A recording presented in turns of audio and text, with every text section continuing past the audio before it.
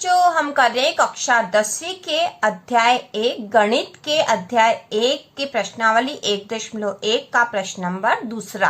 तो इसका पहला प्रश्न हम कर चुके हैं। यदि आपने नहीं देखा हो तो चैनल की प्लेलिस्ट पर जाकर देख सकते हो। और प्रश्न है, दर्शाइए कि कोई भी धनात्मक विषम पूर्णांक 6q-1 या 6q-3 या 6q-5 के रूप का होता है जहां q कोई पूर्णांक है।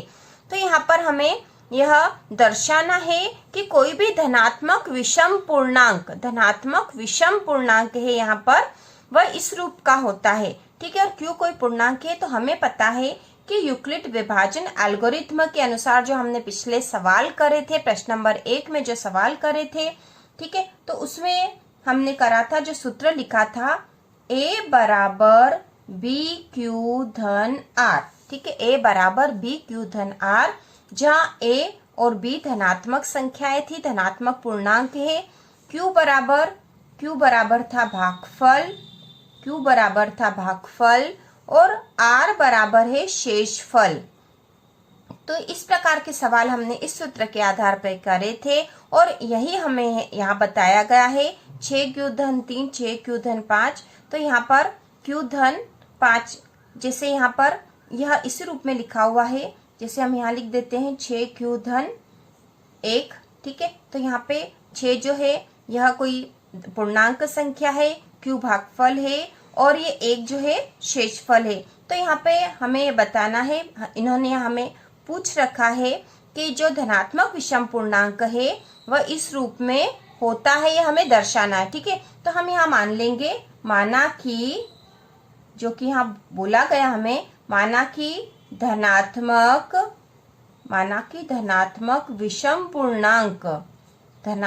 विषम पूर्णांक बराबर a है। हमने मान लिया कि वह धनात्मक विषम पूर्णांक है a, जो कि एक धनात्मक विषम संख्या है और इसे इस रूप में बताया जा सकता है। ठीक है, तो हम इसको करके बताएंगे। तो यहाँ पर धनात्मक विषम पूर्णांक हमने मान लिया कि a है, तो a बराबर होगा b/q/r।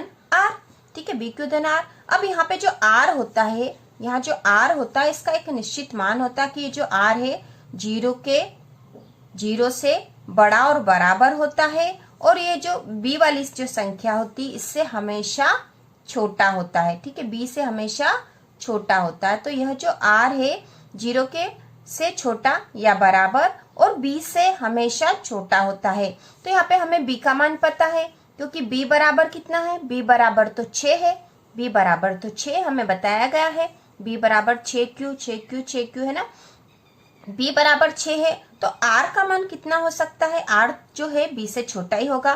तो r बराबर होगा 0 से लेके 0 1 2 3 4 5। ठीक है, 5 तक ही हो सकता है क्योंकि b से तो छोटा होगा और b का मान है 6, तो 6 से छोटा होगा, तो 0 1 2 3 4 या 5 तक r हो सकता है। तो अब हमें r का पता हो गया है और b हमें पता ही है, तो हम इसको लिख लेते हैं कि r के कितने रूप हो सकते हैं, यहाँ पे r के कितने मान हो सकते हैं जिसके रूप में ये a लिखा जा सकता है। तो हम लिख के देखेंगे कि a बराबर क्या हो सकता है, a बराबर हो गया 6q धन r की जगह आ जाएगा 0। ठीक है, 0 से 5 तक लिखा जा सकता है और q हमने देख लिया है, तो a बराबर हो गया 6q धन 0। और किस रूप में लिखा जा सकता है, a बराबर 6q धन 1। ठीक है, 6q धन 2, 6q धन 3, ठीक है, 6q धन 4, 6q धन 5। ठीक है, इन 5 रूपों में, इन 6 रूपों में, 0 के सहित इन 6 रूपों में a को लिखा जा सकता है। ठीक है, क्योंकि r जो है b से छोटा ही होता है और b का मान 6 है, तो r का मान हो सकता है 0 से 5 तक। ठीक है, क्योंकि 0 के बराबर या इससे बड़ा होता है और b से छोटा होता है। इस प्रकार यदि हमें b का मान पता है तो हम r के कितने मान हो सकते हो निकाल सकते हैं। तो यहाँ हमने निकाल लिया, बी का मान 6 था, तो आर 0 से 5 तक हो सकता है, वह 6 से बड़ा नहीं होगा या 6 नहीं होगा। ठीक है, तो ए के इतने मान हो सकते हैं, क्योंकि हमें यहाँ बी का मान तो निश्चित लिखा हुआ है। ठीक है, क्यू ही रूप में लिखा हुआ है सवाल में भी, तो हमने उसी रूप में लिख दिया है, और आर के अलग अलग मान हमने यहाँ निकाल के रख दिए हैं। अब क्योंकि हमें पता है कि ए बराबर क्या है, यहाँ बताया गया है धनात्मक विषम पूर्णांक है, धनात्मक विषम पूर्णांक है, क्योंकि यह एक विषम संख्या है। यहाँ पर जो ए विषम संख्या ये हमें बताया गया है, तो यहाँ पे हमें पता होना चाहिए कि जो विषम संख्या का मान निकालेंगे, तो यदि वो उस संख्या में यदि सम संख्या में किसी संख्या का गुणा करके जोड़ देंगे कोई सम संख्या, तो वहां सम संख्या ही आएगी, विषम आ नहीं सकेगी। तो यहाँ पे विषम पूर्णांक है, इसलिए ए बराबर 6q⁻1, 6q⁻3 और 6q⁻5 इन रूपों में होगा। ठीक है, अब इन्हीं रूपों में क्यों होगा?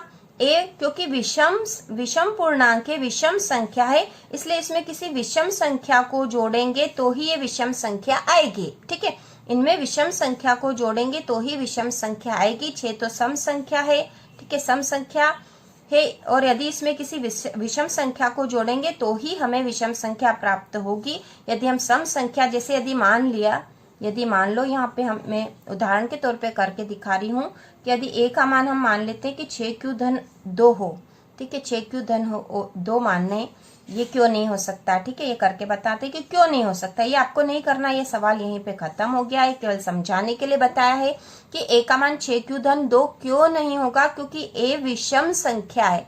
ठीक है, विषम संख्या निकालनी हमें, और यदि हम इस रूप में लिखेंगे तो यहाँ सम संख्या आ जाएगी। जैसे 6 है, 6 में क्यू मान लेते हैं हम 3 है, ठीक है, 3 विषम संख्या मानते हैं कि क्यू जो है 3 है धन 2, तो 6×18 धन 2 बराबर हो जाएगी 20, जो कि एक सम संख्या हो जाएगी। सम संख्या, तो ए का मान 20 आ जाएगा, जो कि सम संख्या होगी। तो हम ऐसा नहीं कर सकते, यह गलत हो जाएगा। हमें तो यहाँ विषम संख्या चाहिए, तो इस विषम संख्या के लिए उसमें हमें विषम संख्या जोड़नी भी पड़ेगी। तो ये ही 3 रूप है जिसमें ए का मान निकलेगा। तो ए बराबर होगा 6q⁻1, 6q⁻3, 6q⁻5। ठीक है, तो इस प्रकार ये प्रश्न नंबर दूसरा था, जो कि हमने हल कर लिया है, क्योंकि ये धनात्मक विषम पूर्णांक बताने थे, हमें धनात्मक विषम पूर्णांक बताना था, जो कि 6q⁻1, 6q⁻3 और 6q⁻5 के रूप में होता है। ये हमें दर्शाना था, तो हमने दर्शा दिया। हमने दर्शा दिया है कि ए का मान है, ए बराबर होता है bq⁻r, हमें पता ही है, जहाँ q भागफल है और r शेषफल है। ठीक है, तो ए बराबर है, तो यहाँ बता रखा हमें 6q⁻1, 6q⁻3, 6q⁻5, तो यहाँ उदाहरण के रूप में हमने लिख लिया कि इसी रूप में है। और फिर माना कि धनात्मक विषम पूर्णांक बराबर ए है, हमने मान लिया। ठीक है, अब हमने मान लिया कि जो यहाँ पे सवाल के अनुसार धनात्मक विषम पूर्णांक है वो ए है। ठीक है, तो ए को हम लिखेंगे ए बराबर bq⁻r होता है, और हमें पता कि जो r है वो 0 के बराबर या 0 से बड़ा होगा और b से हमेशा छोटा होता है। तो b का मान हमें पता है कि 6 है। ठीक है, तो r का मान क्या हो सकता है? r का मान हो सकता है 0, 1, 2, 3, 4, 5 तक ही हो सकता है, इसके आगे नहीं हो सकता, क्योंकि 6 से छोटा होगा। ठीक है, तो हमने निकाल लिया कि 0 से 5 तक हो सकता है। अब a को इन रूपों में लिखा जा सकता है। ठीक है, 1, 2, 3, 4, 5, 6, इन 6 रूपों में हमने यहाँ लिख के बता दिया। 6q⁻0, 6q⁻1, 6q⁻2, 6q⁻3, 6q⁻4 और 6q⁻5, इन 6 रूपों में ही ए का मान निकल सकता है। अब हमें पता है कि ए बराबर धनात्मक विषम पूर्णांक है, मतलब विषम संख्या आनी चाहिए यहाँ पे, इसलिए विषम संख्या उसी समय आएगी जब उसमें विषम संख्या जुड़ेगी।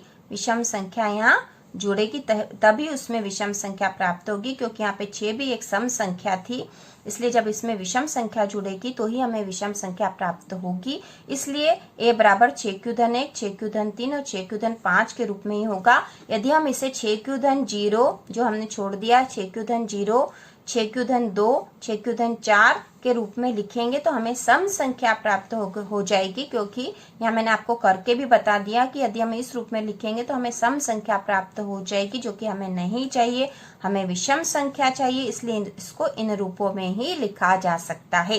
तो आपको अच्छे से समझ में आ गया होगा। इसी तरह के वीडियो देखने के लिए चैनल को सब्सक्राइब कीजिए।